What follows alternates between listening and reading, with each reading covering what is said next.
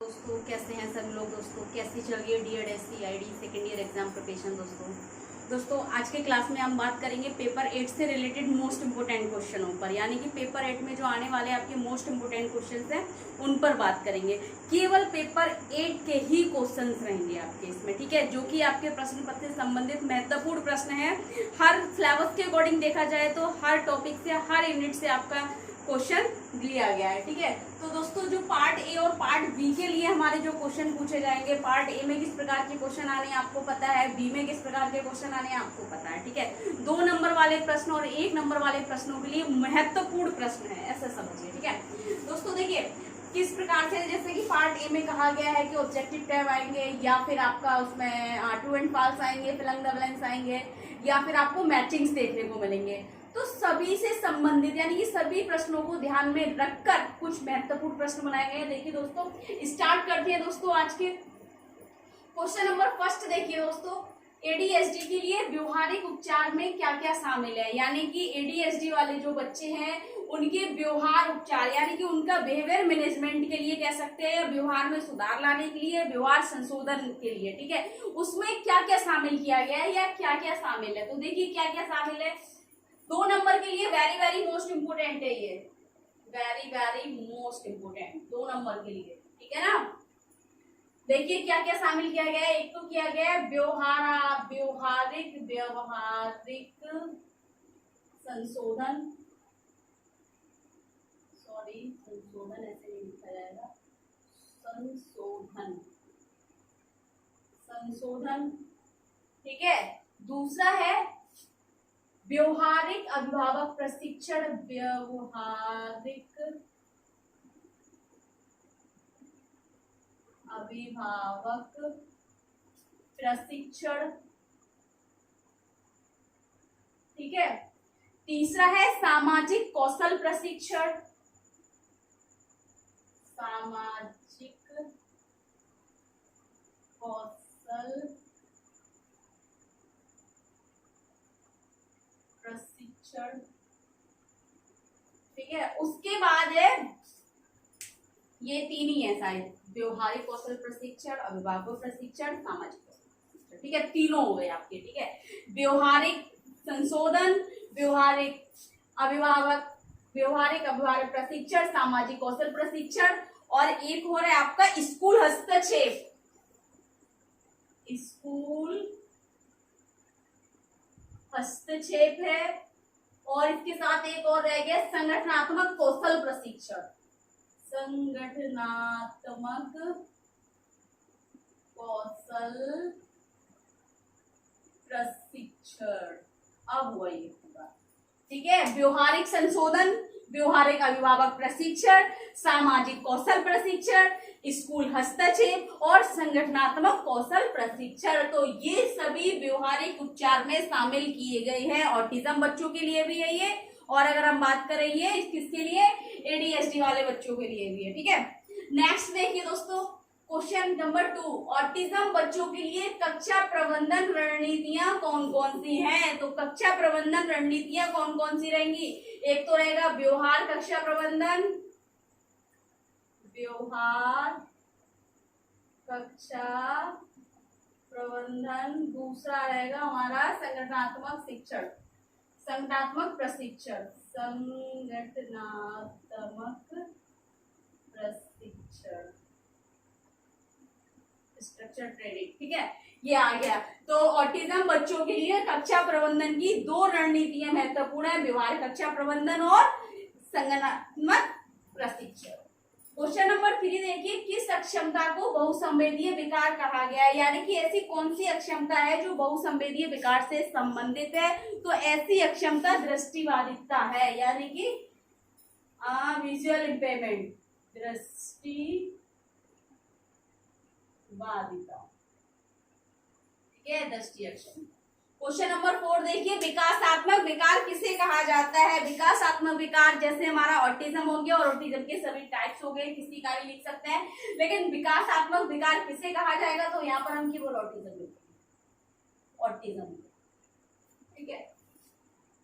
Question number 5 देखिए मंगोलवाद जिसे मानसिक मंदता का एक नैदानिक प्रकार है। मंगोलवाद क्या है, लीजिए, अक्षमता का नाम ले लीजिए। मंगोलवाद जिसे मानसिक मंदता का एक नैदानिक प्रकार है, यानी कि जो क्या है, मानसिक मंदता का एक नैदानिक प्रकार है, इसे किस नाम से जाना जाता है? मंगोलवाद को किस नाम से जाना जाता है? जो एक मानसिक मंदता का नैदानिक प्रकार है। तो दोस्तों किस नाम से जाना जाता है? ये डाउन सिंड्रोम नाम से, डाउन सिंड्रोम। ठीक है, क्वेश्चन इस तरीके से ही बन सकता है, डाउन सिंड्रोम को पहले किस नाम से जाना जाता था? मंगोलवाद। क्वेश्चन नंबर 6, सीपी की सहायता के लिए सबसे सामान्य चिकित्सा कौन सी है? तो सीपी बच्चों की सहायता के लिए सबसे सामान्य चिकित्सा हमारी फिजियोथेरेपी है, यानी कि भौतिक चिकित्सा, भौतिक चिकित्सा यानी कि फिजियोथेरेपी। नेक्स्ट देखिए क्वेश्चन नंबर 7, किस प्रकार के सीपी में अनैच्छिक गतियां देखने को मिलती हैं? तो ऐसे कौन सी सीपी का प्रकार है जिसमें क्या हमें बहुत सारी इनवॉलेंटरी मूवमेंट देखने को मिलती है, क्रोनस जैसे, ठीक है, अनैच्छिक गतियां देखने को मिलती है? तो कौन सा है? एथेटॉइड सीपी, एथेटॉइड सीपी। ठीक, नेक्स्ट देखिए क्वेश्चन नंबर 8, थायराइड ग्रंथि से संबंधित असामान्य स्थिति क्या कहलाती है? यानी कि ऐसी कौन सी स्थिति है जो थायराइड ग्रंथि से संबंधित है? यह थायराइड ग्रंथि की असामान्यता के कारण है, या थायराइड ग्रंथि की किसी भी हम कह सकते हैं क्षति के कारण हो गया, या उसमें किसी प्रकार की असामान्यता के कारण जो थायराइड ग्रंथि से संबंधित असामान्य स्थिति क्या कहलाती है? तो वो क्या है? क्रेटेनिज्म, बौनापन, क्रेटेनिज्म। ठीक है, बौनापन। क्वेश्चन नंबर 9 देखिए, 21वीं गुणसूत्र से होने वाली असामान्यता क्या कहलाती है? 21वीं गुणसूत्र से होने वाली असामान्यता क्या कहलाती है? Down syndrome. डाउन सिंड्रोम क्या है? 1 एक्स्ट्रा क्रोमोसोम, डाउन सिंड्रोम। ठीक, नेक्स्ट देखिए क्वेश्चन नंबर 10, सीपी को कितने भागों में वर्गीकृत किया गया है? सबको पता है दोस्तों कितने भागों में बांटा गया है? 2 नंबर के लिए very very most important question है ये, ऐसे समझ लीजिए। आपको ऑप्शनली पूछे जा सकते हैं, अगर आपको आंसर पता होगा, आपको कॉन्सेप्ट क्लियर होगा, तो चाहे वो किसी भी टाइप के क्वेश्चन पूछ ले, चाहे आपको मल्टीपल पूछ ले, ऑब्जेक्टिव टाइप पूछ ले, ट्रू एंड फॉल्स पूछ ले, मैचिंग्स पूछ ले, आपसे फिलिंग द ब्लैंक्स पूछ ले, आप हर प्रकार का क्वेश्चन करके आ सकते हैं अगर आपको उसके बारे में पता है। ठीक है, इसलिए बहुत ही अच्छे क्वेश्चन लेकर आए दोस्तों। क्वेश्चन नंबर 10 देखिए, सीपी को कितने भागों में वर्गीकृत किया गया है? तो तीव्रता के अनुसार, तीव्रता के आधार पर, ठीक है, प्रभावित अंगों के आधार पर, प्रभावित अंगों के आधार पर, ठीक है, और तीव्रता के अनुसार, प्रभावित अंगों के अनुसार, और चिकित्सीय लक्षणों के अनुसार।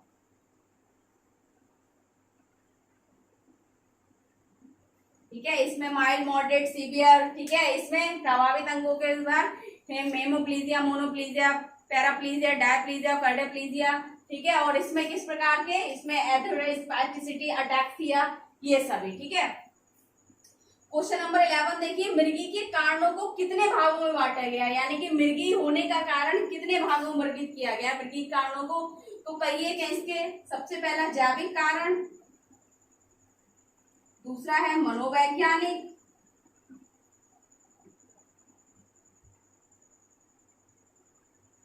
ठीक है, उसके बाद है सामाजिक,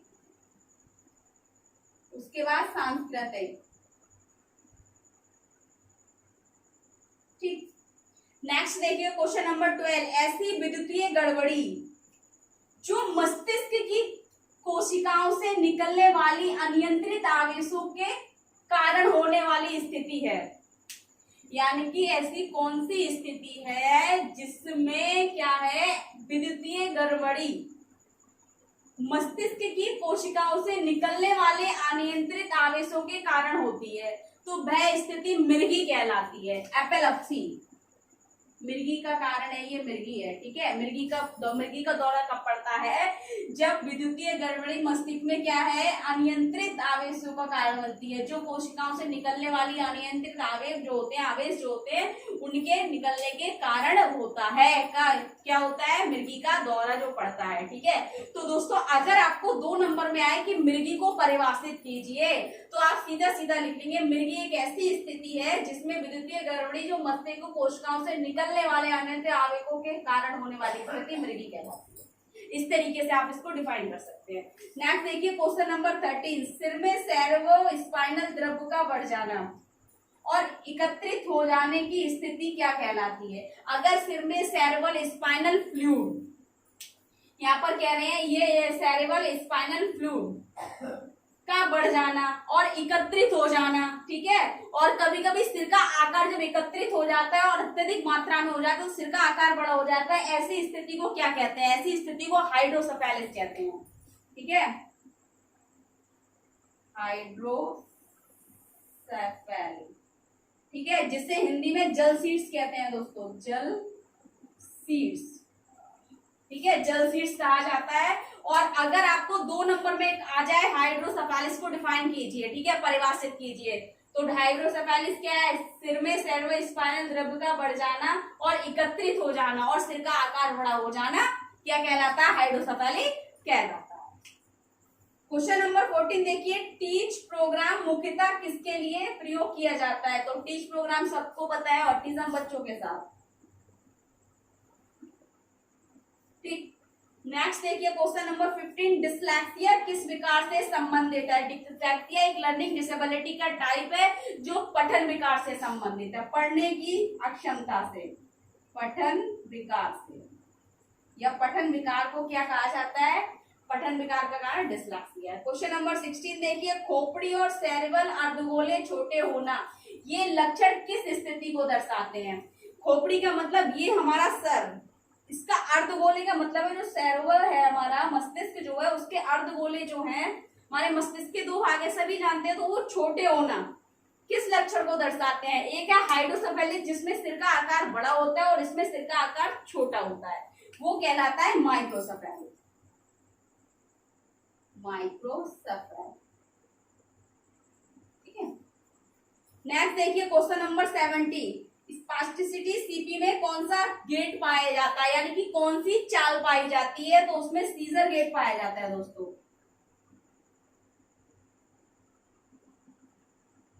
ठीक। क्वेश्चन नंबर 18, हाइपरकीन्स और मिनिमल ब्रेन डिफ्यूजन किन बच्चों को कहा जाता है? तो हाइपरकीन्स और मिनिमल ब्रेन डिफ्यूजन ऑटिज्म या एडीएचडी बच्चों को कहा जाता है, एडीएचडी, ठीक है। मोस्ट इंपोर्टेंट क्वेश्चन नंबर 19 देखिए, बहुविकलांगता बच्चों की मुख्य आवश्यकताएं कौन कौन सी, यानी कि बहुविकलांग जो बच्चे हैं या व्यक्ति हैं उनकी मुख्य आवश्यकताएं क्या क्या हो सकती हैं, या हम कह सकते हैं प्राथमिक आवश्यकताएं उनकी क्या क्या हो सकती हैं, उनको किन किन आवश्यकताओं की जरूरत है, या वे क्या क्या ऐसी आवश्यकताएं जो उनके लिए आवश्यक है, ठीक है। तो उनकी आवश्यकताएं जैसे सबसे पहले आ गई उनकी भौतिक चिकित्सा, भौतिक चिकित्सा यानी कि फिजियोथेरेपी, व्यवसाय चिकित्सा यानी कि ऑक्यूपेशनल थेरेपी, व्यवसाय चिकित्सा, चिकित्सा, ठीक है। उसके बाद आपका आ गया चाल प्रशिक्षण यानी कि गेट ट्रेनिंग, चाल प्रशिक्षण, ठीक है। बात चिकित्सा यानी कि स्पीच थेरेपी,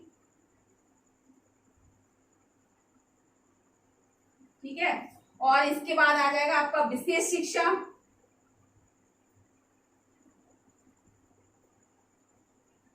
ये सभी क्या है बहुविकलांगता वाले बच्चों की आवश्यकताएं हैं। नेक्स्ट देखिए क्वेश्चन नंबर 20, किन बच्चों की हथेली में एक रेखा होती है? तो दोस्तों आप देखना जिन बच्चों की हथेली में एक रेखा होती है वे बच्चे डाउन सिंड्रोम बच्चे होते हैं, ठीक है। तो डाउन सिंड्रोम वाले बच्चों के हाथ में आप आस पास में आपके अगर डाउन सिंड्रोम बच्चे हैं तो उनका हाथ देखना, उनमें उनके हाथ में केवल, जैसे कि हमारे हाथ में देखिए बहुत सारी रेखाएं हैं, 1 2 3 4, फिर छोटी छोटी, फिर बहुत सारी छोटी, उनसे भी छोटी छोटी दिख रही है हमें। लेकिन डाउन सिंड्रोम बच्चा आप जब देखेंगे तो उनकी हथेली में केवल एक रेखा पड़ी होती है इस तरीके से, उसके बाद कोई रेखा नहीं होती है, हाथ बिल्कुल चिकना और साफ होता है। तो ये डाउन सिंड्रोम वाले बच्चों में।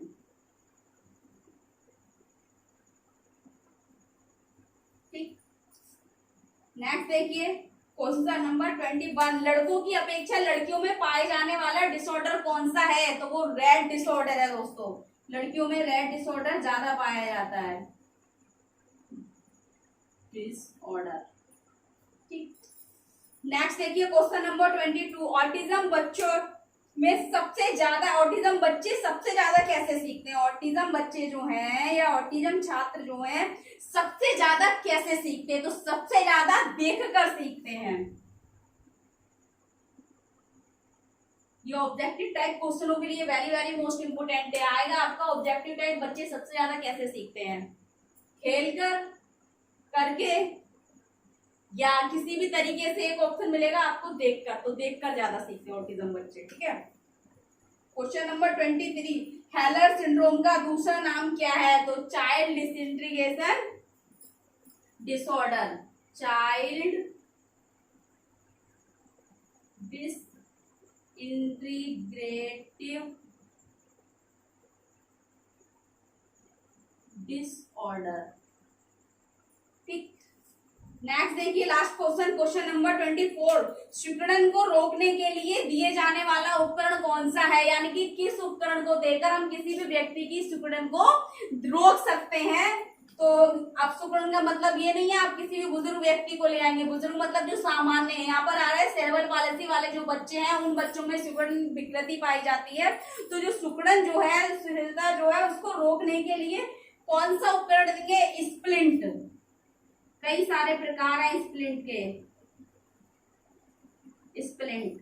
ठीक है, तो ये क्वेश्चन दोस्तों आपके पेपर 8 से सारे क्वेश्चन बहुत ही ज्यादा मोस्ट इंपोर्टेंट है पार्ट ए और पार्ट बी के लिए, यानी कि 2 नंबर में पूछने वाले क्वेश्चन और आपके जो 1 नंबर में आएंगे पार्ट ए और पार्ट बी के लिए वेरी वेरी मोस्ट इंपोर्टेंट रहेंगे क्वेश्चन। स्क्रीनशॉट लेना चाहते हैं आप स्क्रीनशॉट ले सकते हैं इसका। बाकी इसके अलावा अगर आपको कुछ समझ नहीं आ रहा है, कुछ डाउट लग रहा है, कुछ पूछना है तो कमेंट बॉक्स में जाके कमेंट करें, ज्यादा से ज्यादा वीडियो लाइक करें, चैनल को सब्सक्राइब करें, बेल आइकन को प्रेस कर दें ताकि नेक्स्ट आने वाली क्लास आप तक पहुंचती रहे दोस्तों। Thank you so much, all the best.